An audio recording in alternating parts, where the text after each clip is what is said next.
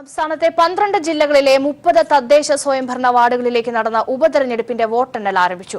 ഫലമറിഞ്ഞവയിൽ LDF 6ഇടത്തും UDF 6ഇടത്തും മുന്നിലാണ്. വിവരങ്ങളുമായി Leslie John ചേരുകയാണ്.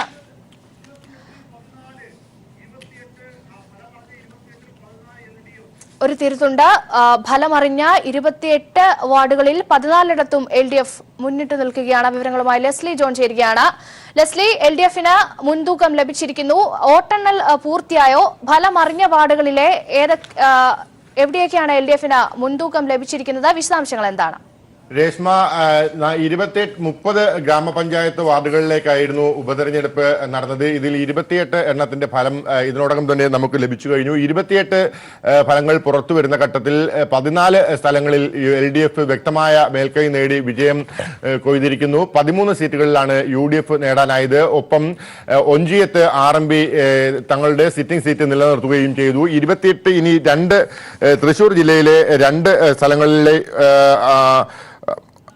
തെരഞ്ഞെടുപ്പ് ഫലങ്ങളാണ് പുറത്തു വരേണ്ടതുള്ളത്. എന്തായാലും വലിയ മാറ്റങ്ങൾ 5 ഇടങ്ങളിൽ നിന്നും UDF LDFന്റെ സിറ്റിംഗ് സീറ്റുകൾ പിടിച്ചെടുത്ത ഘട്ടത്തിൽ 6 ഇടങ്ങളിൽ തിരിച്ച് LDF UDFന്റെ സീറ്റ് പിടിച്ചെടുക്കുകയും ഒപ്പം തന്നെ 2 ബ്ലോക്ക് പഞ്ചായത്തുകളിൽ രണ്ടിടങ്ങളിൽ ഭരണമാറ്റത്തിന് വഴിതെളിക്കുകയും ചെയ്തിട്ടുണ്ട്. ഇതിൽ ഏറ്റവും പ്രധാനപ്പെട്ടത് കബാനൂർ പഞ്ചായത്ത് മലപ്പുറം ജില്ലയിലെ ഇളയൂർ വാർഡിൽ നടന്ന തെരഞ്ഞെടുപ്പിൽ LDF ലീഗിൽ നിന്നും പഞ്ചായത്ത് ഭരണം പിടിച്ചെടുക്കുന്ന തരത്തിൽ വിജയം കൈവരിച്ചിരിക്കുന്നു. ലീഗിൽ നിന്നും LDFന്റെ ഷാഹിന 40 വോട്ടിനാണ് ലീഗ് സ്ഥാനാർത്ഥിയെ പരാജയപ്പെടുത്തിയത്. ഇതോടുകൂടി ഇവിടെ UDFന് ഭരണനഷ്ടമുണ്ടാകുന്ന സാഹചര്യമാണ് നിലനിൽക്കുന്നത്. ഒപ്പം തന്നെ തിരൂർ ബ്ലോക്ക് പഞ്ചായത്തിൽ ഭരണനഷ്ടമാണ് UDFന് ഉണ്ടാകുന്നത്. അത് തിരൂർ ബ്ലോക്ക് പഞ്ചായത്തിൽ പുറത്തൂർ ഡിവിഷനിലേക്ക് നടന്ന തെരഞ്ഞെടുപ്പിൽ LDFലെ C പുരുഷോത്തമനാണ് വിജയിച്ചിരിക്കുന്നത്. ഇതോടുകൂടി UDFന് ഭരണനഷ്ടം ഉണ്ടാകുന്ന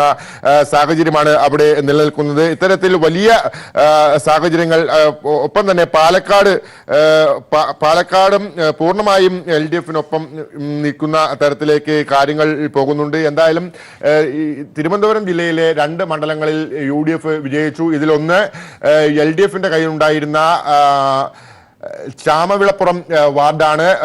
കള്ളിക്കാട് ഗ്രാമപഞ്ചായത്തിലെ ചാമവിളപ്പുറം വാർഡിലേക്ക് നടന്ന തെരഞ്ഞെടുപ്പിൽ UDFലെ സദാശിവൻ കാണിയാണ് 145 വോട്ടിന് നിലവിൽ LDFന്റെ കയ്യിലുണ്ടായിരുന്ന സീറ്റ് പിടിച്ചെടുക്കുകയും ചെയ്തിരിക്കുന്നത്. ഒപ്പം തന്നെ T പ്രഭ UDF സ്ഥാനാർത്ഥി ഒറ്റശേഖരമംഗലം പഞ്ചായത്തിലെ പ്ലാമ്പഴഞ്ഞി വാർഡിൽ നിന്നും വിജയിക്കുകയും ചെയ്തിരിക്കുന്നു. RMBയുടെ കോഴിക്കോട് ഓഞ്ചിയം ഗ്രാമപഞ്ചായത്തിലെ പുതിയോട് കണ്ടി വാർഡിൽ നിന്നാണ് RMBയിലെ ശ്രീജിത്ത് 308 വോട്ടുകൾക്ക് വിജയിച്ചിരിക്കുന്നത്. കോഴിക്കോട് പുതുപ്പാടി ഗ്രാമപഞ്ചായത്തിലെ വെസ്റ്റ് കൈതപ്പൊയിൽ LDFലെ PR രാകേഷ് 187 വോട്ടിനാണ് വിജയിച്ചത്. താമരശ്ശേരി പള്ളിപ്പുറം വാർഡിൽ UDFലെ NP മുഹമ്മദ് അലി 369 വോട്ടിനും വിജയിച്ചു. കോട്ടൂർ ഗ്രാമപഞ്ചായത്തിലെ നാരായംകുളം വാർഡിൽ LDFലെ ശ്രീനിവാസൻ 299 വോട്ടുകൾക്കും നെന്മേരി ഗ്രാമപഞ്ചായത്തിൽ വയനാട് ജില്ലയിലെ മംഗലം വാർഡിൽ UDFും ജയിച്ചു. കണ്ണൂരിൽ പൂർണ്ണമായും LDFനൊപ്പം നിൽക്കുന്ന സ്ഥിതിവിശേഷമാണ് ഉണ്ടായത്.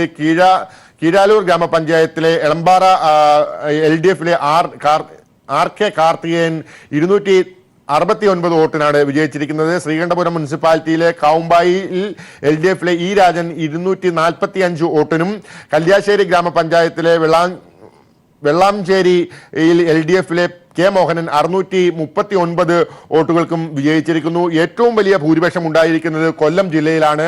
കൊല്ലം ജില്ലയിലെ ചിറ്റുമല ബ്ലോക്കിൽ പെരുമൺ ഡിവിഷനിൽ നടന്ന തെരഞ്ഞെടുപ്പിൽ LDFലെ ഗീത ബാലകൃഷ്ണൻ 1059 വോട്ടിന് വലിയ ഭൂരിപക്ഷത്തോടുകൂടി LDF നിലനിർത്തി. എന്തായാലും ശബരിമല വിഷയവും എല്ലാ രാഷ്ട്രീയ വിഷയങ്ങളും നിലനിൽക്കുകയും സർവേ ഫലങ്ങളെല്ലാം തന്നെ പുറത്തുവന്ന സാഹചര്യത്തിലുമാണ് ഇത്തരത്തിൽ ഗ്രാമപഞ്ചായത്തിലേക്ക് വോട്ടെടുപ്പ് നടന്നത്. ഈ വോട്ടെടുപ്പിൽ നിലവിലുള്ള റിസൾട്ടുകളുടെ അടിസ്ഥാനത്തിൽ 28 ഫലങ്ങൾ പുറത്തു വരുന്ന ഘട്ടത്തിൽ 14 സീറ്റുമായി LDF വ്യക്തമായ ഭൂരിപക്ഷം നേടുകയും ചെയ്തു. അതുതന്നെയാണ് എല്ലാവിധ പ്രതിരോധത്തിലുമായിരുന്നു സർക്കാർ. എന്നിട്ട് പോലും തദ്ദേശ സ്വയംഭരണ വാർഡുകളിലേക്ക് നടന്ന തെരഞ്ഞെടുപ്പിൽ വ്യക്തമായ മേധാവിത്വം സ്വീകരിക്കാൻ ജനകീയ സർക്കാരിന് LDFന് കഴിഞ്ഞിരിക്കുന്നു. അതുമാത്രമല്ല, ഇനി വരാനിരിക്കുന്ന ലോക്സഭാ തെരഞ്ഞെടുപ്പ് കുറച്ച് മാസങ്ങൾക്കുള്ളിൽ തന്നെ ഉണ്ടാകും. ഒരുപക്ഷെ അതിന് മുന്നോടിയായിട്ട് നടന്ന ഒരു തെരഞ്ഞെടുപ്പ് കൂടിയാണെന്ന് നമ്മൾ ഇതിനെ വിലയിരുത്തേണ്ടിയിരിക്കുന്നു. പ്രാദേശിക ജനങ്ങൾ ജനകീയ സർക്കാരിനൊപ്പം തന്നെയാണ് എന്നുള്ള സൂചന കൂടിയല്ലേ ഈ തെരഞ്ഞെടുപ്പ് ഫലങ്ങളൊക്കെ സൂചിപ്പിക്കുന്നത്?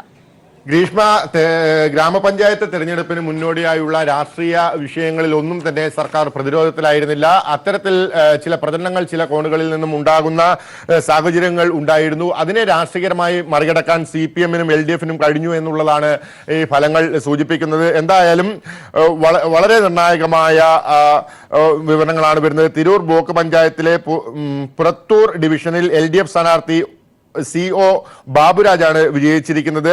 UDF-ന് ഈ ബ്ലോക്കിൽ ഭരണം നഷ്ടമായിരിക്കുന്നു. നേരത്തെ ഞാൻ സൂചിപ്പിച്ചത് തന്നെയാണ്. എന്തായാലും 28 ഉപതെരഞ്ഞെടുപ്പ് ഫലങ്ങൾ പുറത്തു വരുമ്പോൾ 14 ഫലങ്ങളിൽ അനുകൂലമായി LDF നേടിയിരിക്കുന്നു. ഭരണനഷ്ടം ഉണ്ടായിരിക്കുന്നത് UDF-നാണ്. 2 ഇടങ്ങളിൽ UDF-ന് ഭരണനഷ്ടം ഉണ്ടായിരിക്കുന്നു. 5 സീറ്റുകൾ LDF-ൽ നിന്നും UDF പിടിച്ചെടുക്കുന്ന സാഹചര്യം ഉണ്ടായെങ്കിൽ കൂടി പോലും കൂടുതൽ മേൽക്കൈ LDF-ന് നേടാൻ കഴിഞ്ഞു എന്നുള്ളത് രാഷ്ട്രീയ വിജയമായി തന്നെ കാണണം. ലോക്സഭാ തെരഞ്ഞെടുപ്പ് പടിവാതിൽ എത്തിയിരിക്കുന്ന ഘട്ടത്തിൽ തന്നെയാണ് ഇത്തരമൊരു ഫലം സംസ്ഥാനത്തിലെ ജനത LDF-ന് നൽകിയിരിക്കുന്നത് എന്നുള്ളതാണ്. കാരണം BJP-യും കോൺഗ്രസും ശബരിമല വിഷയം ഉയർത്തിക്കൊണ്ട് വലിയ തോതിലുള്ള പ്രചരണങ്ങൾ അഴിച്ചുവിട്ട, ആസൂത്രിതമായ പ്രചരണങ്ങൾ അഴിച്ചുവിട്ട സാഹചര്യത്തിലാണ് ഇത്തരമൊരു ഉപതെരഞ്ഞെടുപ്പ് നടക്കുന്നത്.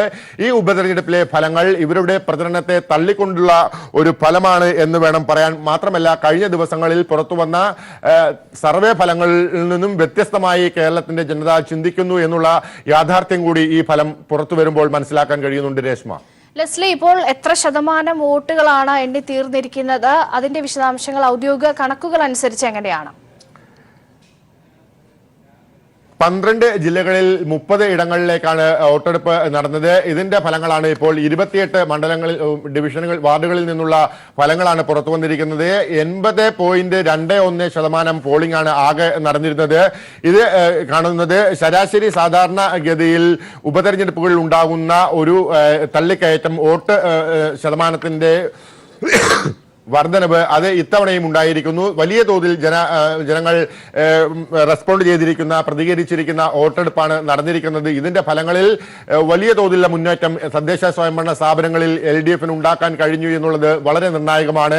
രാഷ്ട്രീയപരമായി BJP-യും കോൺഗ്രസും മുൻപോട്ട് വെച്ച ആശയങ്ങളും പ്രചരണങ്ങളും ജനങ്ങൾ തള്ളിക്കളഞ്ഞു എന്ന് വേണം ഇത്തരം ഒരു ഫലത്തിൽ നിന്ന് നമുക്ക് മനസ്സിലാക്കാൻ കഴിയുന്നത്. UDF 13 സീറ്റുകൾ, ഇതിൽ 5 സീറ്റുകൾ UDF LDF-ൽ നിന്നും പിടിച്ചെടുത്തതാണ്. എന്നാൽ തിരിച്ച് 14 സീറ്റുകൾ നേടിയ LDF 6 ഇടങ്ങളിൽ UDF-ൽ നിന്നും സീറ്റ് പിടിച്ചെടുക്കുകയും ഇവർക്ക് 2 ബ്ലോക്ക് ഭരണ സംവിധാനങ്ങളിൽ ഭരണനഷ്ടമുണ്ടാകാവുന്ന സാഹചര്യവും ഒരുക്കിയിരിക്കുന്നു. അത്തരത്തിൽ കേരള ജനത ഒന്നായി LDF-നൊപ്പം ചിന്തിക്കുന്നു എന്നുള്ള വലിയ ഒരു അനുകൂലമായ, രാഷ്ട്രീയ അനുകൂലമാണ് LDF-ന് ഉണ്ടായിരിക്കുന്നത് എന്ന് മനസ്സിലാക്കാവുന്ന ഫലങ്ങളാണ് ഇപ്പോൾ പുറത്തു വരുന്നത്.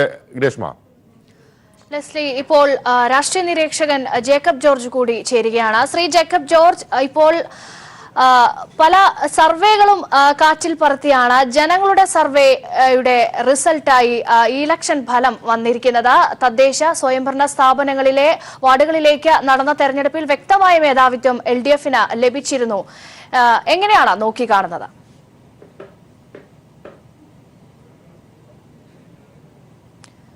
ശ്രീ ജേക്കബ് ജോർജ്, താങ്കൾക്ക് കേൾക്കാമെങ്കിൽ.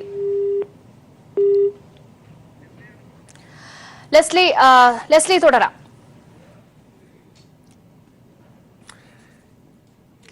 രേഷ്മ, വളരെ പ്രധാനപ്പെട്ട മറ്റൊരു വാർത്ത കൂടി ആലപ്പുഴ ജില്ലയിൽ നിന്നും നമ്മുടെ ലേഖകൻ വിവരങ്ങൾ നൽകുകയുണ്ടായി. ഇതിൽ ആലപ്പുഴ മുനിസിപ്പാലിറ്റി ജില്ലാ കോടതി ഡിവിഷനിൽ UDF-ന്റെ വിമതനാണ് ജയിച്ചിരിക്കുന്നത്. UDF-ന്റെ സ്ഥാനാർത്ഥിയെ പരാജയപ്പെടുത്തിക്കൊണ്ട് UDF വിമതൻ മെഹബൂബ് ഈ വാർഡിൽ നിന്നും വിജയിച്ചിരിക്കുന്നു എന്നുള്ളതാണ് ഏറ്റവും പ്രധാനപ്പെട്ട തിരിച്ചടികൾ. UDF-ന് ഉണ്ടായിരിക്കുന്ന തിരിച്ചടികളിൽ ഏറ്റവും പ്രധാനപ്പെട്ടത്. ബാക്കി 2 സീറ്റുകളിലും ആലപ്പുഴ ജില്ലയിൽ ആകെ ഉണ്ടായിരുന്ന 4 സീറ്റുകളിൽ ബാക്കി 3 സീറ്റുകളും LDF-ന് ഒപ്പം നിൽക്കുന്ന തരത്തിലേക്ക് കാര്യങ്ങൾ മാറിയിരിക്കുന്നു. ആലപ്പുഴ മുനിസിപ്പാലിറ്റിയിലെ ജില്ലാ കോടതി ഡിവിഷനിൽ UDF വിമതൻ മെഹബൂബാണ് UDF സ്ഥാനാർത്ഥിയെ തോൽപ്പിച്ചുകൊണ്ട് ഇപ്പോൾ വിജയം കൈവരിച്ചിരിക്കുന്നത്. ദയവായി തുടരുക. ഇപ്പോൾ ഒരിക്കൽ കൂടി ജേക്കബ് ജോർജ് ചേരുകയാണ്. ശ്രീ ജേക്കബ് ജോർജ്, തദ്ദേശ സ്വയംഭരണ വാർഡുകളിലേക്ക് നടന്ന ഉപതെരഞ്ഞെടുപ്പിൽ വലിയ മേധാവിത്വം LDF-ന് കൈവന്നിരിക്കുന്നു. ഒപ്പം സർവേ ഫലങ്ങളെയൊക്കെ കാറ്റിൽ പറത്തിയാണ് ജനങ്ങളുടെ അഭിപ്രായ സർവേ ഫലം എന്ന പോലെ ഇപ്പോൾ ഈ ഫലങ്ങൾ വന്നിരിക്കുന്നത്. താങ്കൾ എങ്ങനെ ഇതിനെ നോക്കിക്കാണുന്നു?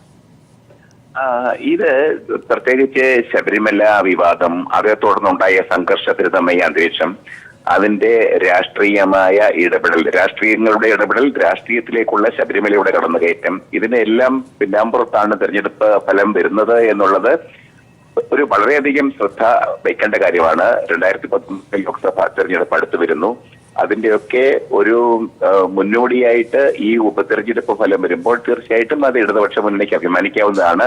ശബരിമല വന്നുകൊണ്ട് ഇടതുപക്ഷവും പ്രത്യേകിച്ച് CPM-ഉം ആകെ ഒരു പരാജയത്തിലേക്ക് നീങ്ങുകയാണ് എന്നുള്ള പരാജയത്തിനുള്ള എന്നുള്ള പ്രചാരണത്തിനുള്ള മറുപടിയും കൂടിയാണ് ഈ ഫലം എന്ന് എനിക്ക് തോന്നുന്നു.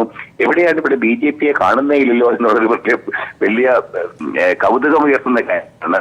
BJP-യാണ് ശബരിമല വിഷയത്തിൽ ഒരു സുവർണാവസരമായിട്ട് രാഷ്ട്രീയമായിട്ട് ഉപയോഗിക്കാൻ ശ്രമിച്ചത്. ഇവിടെ BJP-ക്ക് ഒട്ടും സീറ്റ് കിട്ടുന്നില്ല എങ്കിൽ, വളരെ പരിതാപകരമാണെങ്കിൽ, തീർച്ചയായിട്ടും വരുന്ന ലോക്സഭാ തെരഞ്ഞെടുപ്പിൽ ഇതിനേക്കാൾ ദയനീയമായ ഫലമായിരിക്കും BJP-ക്ക് ഉണ്ടാവുക എന്നുള്ള കാര്യം വ്യക്തമാണ്. ജേക്കബ് ജോർജ്, ഇത് ജനങ്ങളുടെ സർവേയാണ്. LDF മുന്നിലായിരിക്കുന്നു. കാരണം ഈ LDF വളരെ പിറകിൽ പോകുമെന്നുള്ള സർവേ ഫലങ്ങൾ ഈ അടുത്തു തന്നെ വന്നിരുന്നു. ഒരുപക്ഷെ ഇതിനെയൊക്കെ കാറ്റിൽ പറത്തുന്ന രീതിയിലുള്ള ഒരു ജനങ്ങളുടെ നേരിട്ടുള്ള റിസൾട്ടാണ്, ഫലമാണ് പുറത്തേക്ക് വന്നിരിക്കുന്നത്. ഈ ഒരു സാഹചര്യത്തിൽ ഇത്തരം അഭിപ്രായ സർവേകൾക്ക് ഏത് രീതിയിലുള്ള പ്രസക്തിയാണുള്ളത്? അല്ല, അഭിപ്രായ സർവേകൾ വരുന്നത് ഒരു സാമ്പിളിംഗ് നടത്തിയിട്ടാണ്. ശാസ്ത്രീയമായിട്ടാണെങ്കിലും അത് അവരൊരു സാമ്പിളിംഗ് നടത്തി ലക്ഷക്കണക്കിന് ആൾക്കാരുടെ പ്രതിനിധികളെ മാത്രമേ അവർ ചോദിച്ച് വിവരങ്ങൾ ശേഖരിക്കുന്നുള്ളൂ.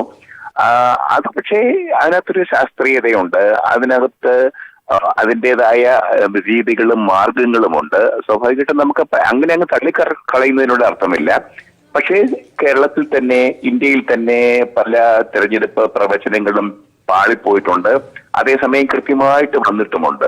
അപ്പൊ ഈയിടെ വന്ന കേരളത്തിലെ ഫലങ്ങളൊക്കെയും UDF-ന് അനുകൂലമായിട്ടുള്ളതായിരുന്നു. 16 ലോക്സഭാ സീറ്റ് വരെ UDF-ന് കിട്ടും, 17 കിട്ടും എന്നിവരെ ഉണ്ടായിരുന്നു. തീർച്ചയായിട്ടും അതൊക്കെ നമുക്ക് തെരഞ്ഞെടുപ്പ് വരുമ്പോൾ വിലയിരുത്താം. ഇവിടെ ജനങ്ങളുടെ വോട്ടാണ്, ജനങ്ങളുടെ നിലപാടാണ് മനസ്സിലാവുന്നത്. ജനങ്ങൾ എങ്ങനെ ചിന്തിക്കുന്നു, അവരുടെ രാഷ്ട്രീയമായിട്ടുള്ള നിലപാട് എങ്ങനെ അതുതന്നെയാണ് ശ്രീ ജേക്കബ് ജോർജ്. അതുതന്നെയാണ്, അതായത് തദ്ദേശ സ്വയംഭരണ വാർഡുകളിലേക്ക് വരുമ്പോൾ സർക്കാരിന്റെ പ്രവർത്തനങ്ങൾ ഏറ്റവും കീഴ്ത്തട്ടിലേക്ക് വരെ കൃത്യമായി എത്തി, അല്ലെങ്കിൽ ജനകീയ സർക്കാരിന്റെ പ്രവർത്തനങ്ങൾക്ക് അത്രമേൽ പ്രാധാന്യം അവർ കൽപ്പിക്കുന്നു, എല്ലാവർക്കും ഒരേ രീതിയിലുള്ള പരിഗണനകൾ ലഭിക്കുന്നു എന്നുകൂടിയുള്ള റിസൾട്ടുകളാണ് ഇത് കാണിക്കുന്നത്. വരുന്ന ലോക്സഭാ തെരഞ്ഞെടുപ്പിൽ LDF-ന് ഏതൊക്കെ രീതിയിലായിരിക്കും ഈ ഒരു ഇടതുപക്ഷ ചായ്വ്, കേരളത്തിന്റെ ഇടതുപക്ഷ ചായ്വ് ഏത് രീതിയിലായിരിക്കും ഗുണം ചെയ്യാൻ പോവുക? അതെ, ഇത് വ്യക്തമായ ഒരു സൂചനയായിട്ട് എടുക്കാവുന്നതാണ്. പഞ്ചായത്തിലൊക്കെ ലോക്കൽ ബോഡീസ്, പഞ്ചായത്ത്, മുനിസിപ്പൽ വാർഡുകളിലൊക്കെ നടക്കുന്ന തെരഞ്ഞെടുപ്പിൽ സാധാരണ ജനങ്ങൾ അവിടെ ഒരു വലിയ ഉയരത്തിലുള്ള ഹൈ വോൾട്ടേജ് പ്രചാരണമൊന്നുമില്ല. ജനങ്ങൾക്ക് അവരുടെ രാഷ്ട്രീയ വിശ്വാസം, നിലപാടുകൾ, കാര്യങ്ങൾ, ഗവൺമെന്റിന്റെ ഭരണം, ശരി, വ്യക്തമാണ്. നന്ദി ശ്രീ ജേക്കബ് ജോർജ്.